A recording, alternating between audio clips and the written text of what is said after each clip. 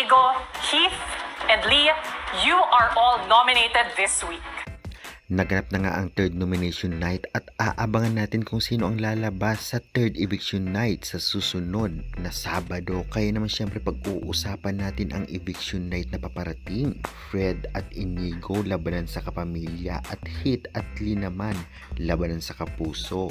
Pinakamababang boto ay lalabas at ang pinakamataas ay masisave. Bibigyan natin ng prediksyon at preview ang magiging basehan natin sa video ito, kaya tapusin nyo sino kaya ang possible na lalabas at sino kaya ang possible na mag-i-stay sa bahay ni Kuya. Kaya before that guys, please naman huwag niyong kalimutan mag-like, comment, subscribe and pa-hit the notification bell for more PBB Celebrity Collab Edition updates. Maraming salamat sa support. Subscribe na. Sa kasamaang palad na pangalanan na nga ang team na talaga namang nominado ngayong linggo. Ito nga ang Interlinked Minds. Ito ay grupo ni na Fred, Inigo, Heath at Lee. Sino-sino kaya ang possible na lalabas at masisave? Ibibase natin sa issue. Si Fred at Heath ang isa sa mga dahilan kung bakit na nominado sila ngayon. Ito ay dahil sa chores o gawaing bahay. Ngunit mainit sa mata ng taong bayan si Inigo dahil sa issue nito. Especially about nga sa code names, about sa weekly task sagutan nila nitong ngang si Ashley,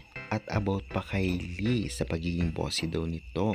Yan ang issue ng dalawang kapamilya nominees na si Fred at Inigo. Sa kapuso naman si Heath ay talagang about din sa chores ang dahilan at si Lee walang nasambitan about sa nomination kung bakit siya ini-nominate o sila nominate. Sila nga ay nakakuha ng tigda 3 puntos galing sa iba't ibang team, total 9 points na parang pinagkaisahan at syempre kawawa naman at walang makakaligtas sa nominasyon. Pag-usapan naman natin ang pulso ng taong bayan about nga sa kanila. Sino kaya ang possible na manalo? Sa kapamilya muna tayo. Tiyak mahigpit ang bakbakan na Inigo at Fred dahil pareho may fandom.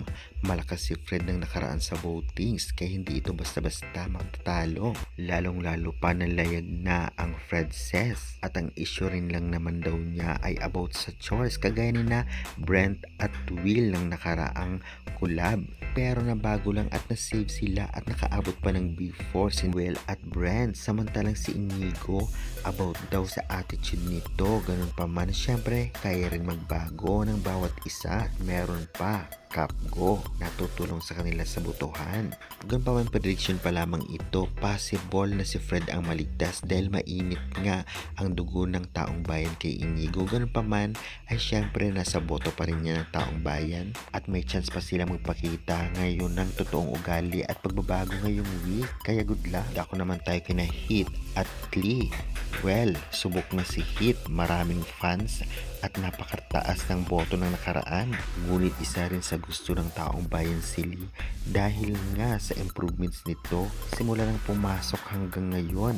Kaya kung ating titignan sa bawat komento ng taong bayan sa social media ay dapat daw kapamilya housemates na lang ang matanggal at deserve daw ni Heath at Lee na manatili. Tiyak na mahihirapan ang kapuso fans kung sino ba sa dalawa ang pipiliin nila. Ngunit prediction ko si Heath pa rin mananalo. Lalo na may solid fandom na si Heath at kahit si Marco at Anton ay nalagpasan niya sa votings. Kaya guys, sa tingin nyo, para sa inyo naman, sino kaya ang matatanggal? Si Inigo or si Fred kaya sa kapamilya at si Heath naman or itong si Lee sa kapuso? I-comment nyo na yan at huwag kalimutan mag-like and subscribe for more PBB updates.